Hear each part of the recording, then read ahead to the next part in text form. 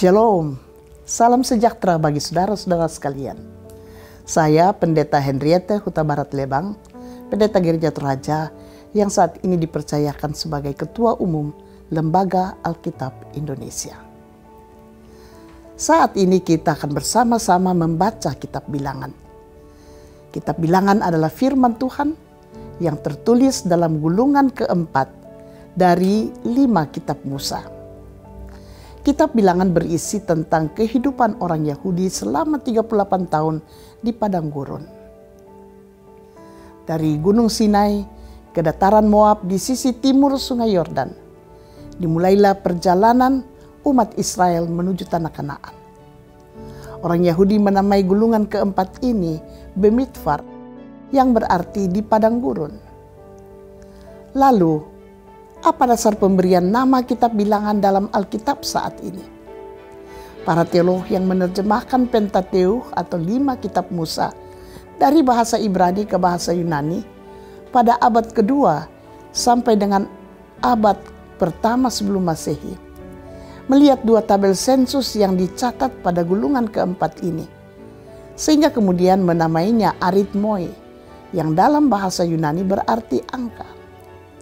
Lalu judul itu kemudian diterjemahkan ke dalam sebuah buku yang bernama Liber Numeri. Dalam Alkitab bahasa Latin, bilangan berarti catatan perhitungan jumlah orang. Mari kita perhatikan isi utama Kitab Bilangan. Kita dapat membagi Kitab Bilangan ini menjadi 3 topik utama. Yang pertama dari pasal 1 sampai pasal 10, tercatat apa saja yang harus dipersiapkan untuk mengadakan perjalanan menuju ke padang gurun. Yang kedua dari pasal 11 sampai pasal 25 mencatat peristiwa-peristiwa tentang kegagalan dan harapan di padang gurun. Dan yang terakhir dari pasal 26 sampai pasal 36 memuat visi janji tanah perjanjian untuk angkatan baru. Nah, hari ini mari kita lihat pasal 1 dan pasal 2. Kitab Bilangan pasal 1 dimulai pada tanggal 1 bulan kedua tahun kedua setelah peristiwa keluarnya bangsa Israel dari Mesir, yaitu saat Allah memerintahkan umat perjanjian yang tinggal di Gunung Sinai melalui Musa untuk berjalan ke padang gurun menuju Kanaan. Kemudian pasal 1 sampai pasal 4 dari Kitab Bilangan mencatat juga berbagai hal yang harus disiapkan dan dilakukan umat Allah di Gunung Sinai sebelum masuk ke padang gurun. Kitab Bilangan pasal 1 memberitahukan jumlah laki-laki berusia di atas 20 tahun atau lebih yang dapat dijadikan pasukan Israel. Catatan sensus ini kemudian menyiratkan 3 implikasi penting bagi kita. Yang pertama, membangun pasukan. Pasukan ini adalah pasukan tanpa senjata. Dengan kata lain, pasukan khusus di mana Tuhanlah yang menjadi pemimpin dengan caranya sendiri untuk peperangan rohani ini. Orang-orang kudus adalah mereka yang dipanggil untuk menjadi pasukan peperangan rohani di padang gurun. Hal ini menunjukkan kepada kita bahwa kita harus berperang bukan dengan cara dunia, tetapi dengan tuntunan Tuhan. Kedua, misi terpenting di samping menghitung adalah juga harus memelihara dan membangun pasukan tersebut. Ketiga, dalam sensus ini kita bisa melihat kedaulatan Tuhan atas sejarah dan penepatan janjinya, yakni bahwa keturunan Abraham akan makmur dengan memiliki jumlah yang besar. Hal ini adalah suatu penggenapan akan janji Tuhan. Sekarang mari kita lihat Bilangan pasal 2 yang memberitahu kepada kita secara detail bagaimana aturan tentang perkemahan. Perkemahan dari 12 suku Israel didirikan di 4 arah, timur, barat, selatan, dan utara. Seluruh perkemahan pun harus didirikan menghadap tabernakel, yang berarti bahwa kita harus mendirikan perkemahan yang berpusat kepada Allah untuk menyempurnakan iman percaya kita kepadanya.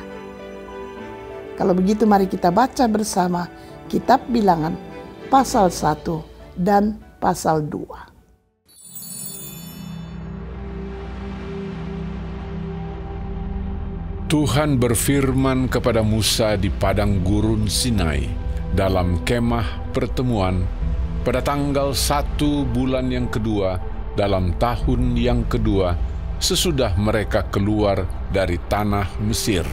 Hitunglah jumlah segenap umat Israel menurut kaum-kaum yang ada dalam setiap suku mereka. Dan catatlah nama semua laki-laki di Israel yang berumur 20 tahun ke atas dan yang sanggup berperang, orang demi orang. Engkau ini beserta Harun harus mencatat mereka menurut pasukannya masing-masing. Dari tiap-tiap suku harus ada satu orang yang mendampingi kamu, yakni orang yang menjadi kepala dari suku yang diwakilinya itu. Dan inilah nama semua orang yang harus mendampingi kamu. Dari suku Ruben, Elizur bin Sedeur. Dari suku Simeon, Selumiel bin Zurishaddai. Dari suku Yehuda, Nahason bin Aminadab. Dari suku Isakar, Netaniel bin Zuar. Dari suku Zebulon, Eliab bin Helon. Dari keturunan Yusuf, Elisama bin Amihud dari suku Efraim. Dan Gamaliel bin Pedazur dari suku Manasye. Dari suku Benyamin, Abidan bin Gideoni. Dari suku Dan, Ahiezer bin Amishaddai. Dari suku Asher, Pagiel bin Okran. Dari suku Gad, Eliasaf bin Rehuel. Dari suku Naftali, Ahira bin Enan. Itulah orang-orang yang dipilih dari umat itu, masing-masing sebagai pemimpin dari suku bapa leluhurnya. Mereka inilah kepala-kepala pasukan Israel. Lalu Musa dan Harun memanggil orang-orang yang tertunjuk namanya itu, dan pada tanggal 1 bulan yang kedua, mereka menyuruh segenap umat berkumpul. Kemudian silsilah orang-orang Israel disusun menurut kaum-kaum yang ada dalam setiap suku mereka, sedang nama-nama mereka yang berumur 20 tahun ke atas dicatat orang demi orang, seperti yang diperintahkan Tuhan kepada Musa. Demikianlah Musa mencatat mereka di padang gurun Sinai.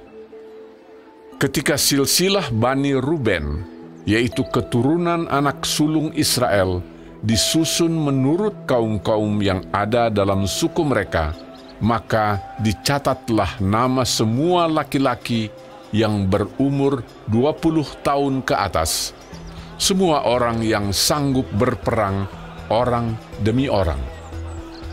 Jumlah yang dicatat dari suku Ruben ada 46.500 orang.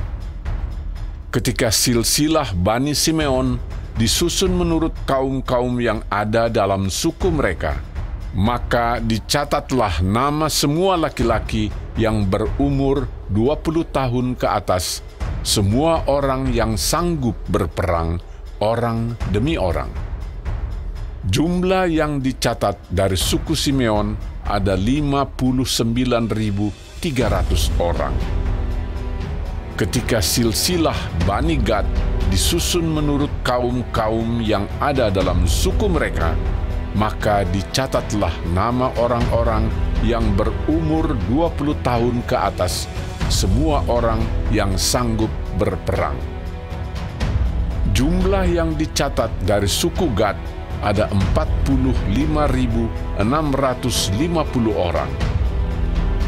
Ketika silsilah Bani Yehuda disusun menurut kaum-kaum yang ada dalam suku mereka, maka dicatatlah nama orang-orang yang berumur 20 tahun ke atas, semua orang yang sanggup berperang.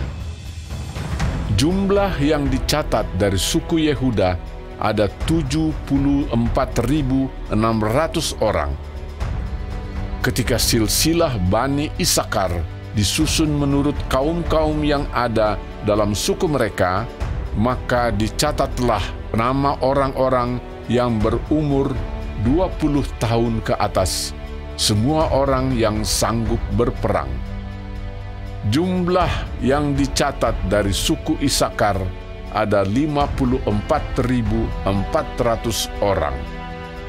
Ketika silsilah Bani Zebulon disusun menurut kaum-kaum yang ada dalam suku mereka, maka dicatatlah nama orang-orang yang berumur 20 tahun ke atas, semua orang yang sanggup berperang. Jumlah yang dicatat dari suku Zebulon ada 57.400 orang.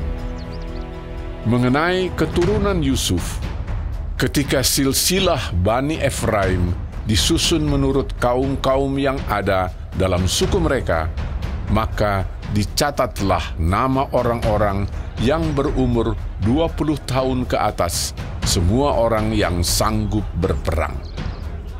Jumlah yang dicatat dari suku Efraim ada 40.500 orang. Dan ketika silsilah Bani Manasye disusun menurut kaum-kaum yang ada dalam suku mereka, maka dicatatlah nama orang-orang yang berumur 20 tahun ke atas, semua orang yang sanggup berperang. Jumlah yang dicatat dari suku Manasye ada 32.200 orang. Ketika silsilah Bani Benyamin disusun menurut kaum-kaum yang ada dalam suku mereka, maka dicatatlah nama orang-orang yang berumur 20 tahun ke atas, semua orang yang sanggup berperang. Jumlah yang dicatat dari suku Benyamin ada 35.400 orang. Ketika silsilah Bani Dan disusun menurut kaum-kaum yang ada dalam suku mereka, maka dicatatlah nama orang-orang yang berumur 20 tahun ke atas, semua orang yang sanggup berperang. Jumlah yang dicatat dari suku Dan ada 62.700 orang. Ketika silsilah Bani Asher disusun menurut kaum-kaum yang ada dalam suku mereka, maka dicatatlah nama orang-orang yang berumur 20 tahun ke atas, semua orang yang sanggup berperang. Jumlah yang dicatat dari suku Asher ada 41.500 orang. Ketika silsilah Bani Naftali disusun menurut kaum-kaum yang ada dalam suku mereka, maka dicatatlah nama orang-orang yang berumur 20 tahun ke atas, semua orang yang sanggup berperang. Jumlah yang dicatat dari suku Naftali ada 53.400 orang. Itulah jumlah orang-orang yang dicatat oleh Musa dengan Harun dan dengan ke-12 pemimpin Israel yang masing-masing mewakili sukunya. Jadi semua orang Israel yang dicatat menurut suku-suku mereka, yaitu orang-orang yang berumur 20 tahun ke atas dan yang sanggup berperang di antara orang Israel, berjumlah 603.550 orang. Tetapi mereka yang menurut suku bapa leluhurnya, termasuk orang Lewi, tidak turut dicatat bersama-sama dengan mereka itu. Sebab Tuhan telah berfirman kepada Musa, Hanya suku Lewi, janganlah kau catat, dan janganlah kau hitung jumlahnya bersama-sama dengan orang Israel. Tetapi tugaskanlah mereka untuk mengawasi kemah suci, tempat hukum Allah dengan segala perabotan dan perlengkapannya. Mereka harus mengangkat kemah suci dengan segala perabotannya. Mereka harus mengurusnya dan harus berkemah di sekelilingnya. Apabila berangkat, kemah suci harus dibongkar oleh orang Lewi, dan apabila berkemah, kemah suci harus dipasang oleh mereka. Sedang orang awam yang mendekat harus dihukum mati. Orang Israel haruslah berkemah masing-masing di tempat perkemahannya, dan masing-masing dekat panji-panjinya menurut pasukan mereka. Tetapi orang Lewi haruslah berkemah di sekeliling kemah suci, tempat hukum Allah, supaya umat Israel jangan kena murka. Orang Lewi haruslah memelihara kemah suci, tempat hukum itu. Maka orang Israel berbuat demikian, tepat seperti yang diperintahkan Tuhan kepada Musa, demikianlah diperbuat mereka.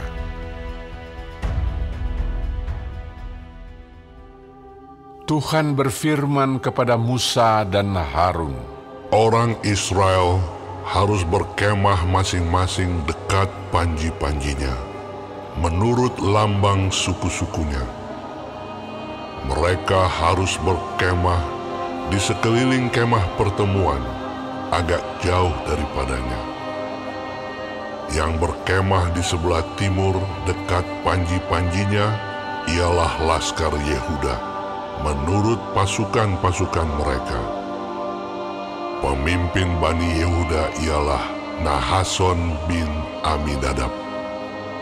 Pasukannya terdiri dari 74.600 orang yang dicatat. Yang berkemah di dekatnya ialah suku Isakar. Pemimpin Bani Isakar ialah Netaneel bin Zuar. Pasukannya terdiri dari 54.400 orang yang dicatat. Kemudian suku Zebulon. Pemimpin Bani Zebulon ialah Eliab bin Helon. Pasukannya terdiri dari 57.400 orang yang dicatat. Jumlah orang yang dicatat dalam laskar Yehuda menurut pasukan-pasukan mereka ada 186.400 orang. Merekalah yang terdahulu berangkat. Panji-panji laskar Ruben adalah di sebelah selatan menurut pasukan-pasukan mereka. Pemimpin Bani Ruben ialah Elizur bin Sedeur. Pasukannya terdiri dari 46.500 orang yang dicatat. Yang berkemah di dekatnya ialah suku Simeon. Pemimpin Bani Simeon ialah Selumiel bin Juri Shaddai. Pasukannya terdiri dari 59.300 orang yang dicatat. Kemudian suku Gad. Pemimpin Bani Gad ialah Eliasaf bin Rehuel. Pasukannya terdiri dari 45.650 orang yang dicatat. Jumlah orang yang dicatat dalam laskar Ruben menurut pasukan-pasukan mereka ada 151.450 orang. Merekalah yang nomor 2 berangkat. Sesudah itu, berangkatlah kemah pertemuan dengan laskar orang Lewi di tengah-tengah laskar yang lain itu. Sama seperti mereka berkemah, demikianlah juga mereka berangkat, masing-masing di tempatnya menurut panji-panji mereka. Panji-panji laskar Efraim menurut pasukan-pasukan mereka adalah di sebelah barat. Pemimpin Bani Efraim ialah Elisama bin Amihud. Pasukannya terdiri dari 40.500 orang yang dicatat. Di dekatnya ialah suku Manasye. Pemimpin Bani Manasye ialah Gamaliel bin Pedazur. Pasukannya terdiri dari 32.200 orang yang dicatat. Kemudian suku Benyamin. Pemimpin Bani Benyamin ialah Abidan bin Gideoni. Pasukannya terdiri dari 35.400 orang yang dicatat. Jumlah orang yang dicatat dalam laskar Efraim menurut pasukan-pasukan mereka ada 108.100 orang. Merekalah yang nomor 3 berangkat. Panji-panji laskar Dan adalah di sebelah utara, menurut pasukan-pasukan mereka. Pemimpin Bani Dan ialah Ahiezer bin Amisyaddai. Pasukannya terdiri dari 62.700 orang yang dicatat. Yang berkemah di dekatnya ialah suku Asyer. Pemimpin Bani Asyer ialah Pagiel bin Okran. Pasukannya terdiri dari 41.500 orang yang dicatat. Kemudian suku Naftali. Pemimpin Bani Naftali ialah Ahira bin Enan. Pasukannya terdiri dari 53.400 orang yang dicatat. Jumlah orang yang dicatat dalam laskar Dan ada 157.600 orang. Merekalah yang terkemudian berangkat menurut panji-panji mereka. Itulah pencatatan orang Israel menurut suku-suku mereka. Jumlah orang yang dicatat dalam laskar-laskar dengan pasukan-pasukannya ada 603.550 orang.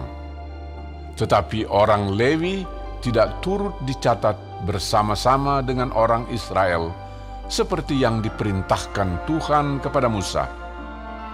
Maka orang Israel berbuat demikian, tepat seperti yang diperintahkan Tuhan kepada Musa. Demikianlah mereka berkemah menurut panji-panji mereka, dan demikianlah mereka berangkat, masing-masing menurut kaumnya dan sukunya.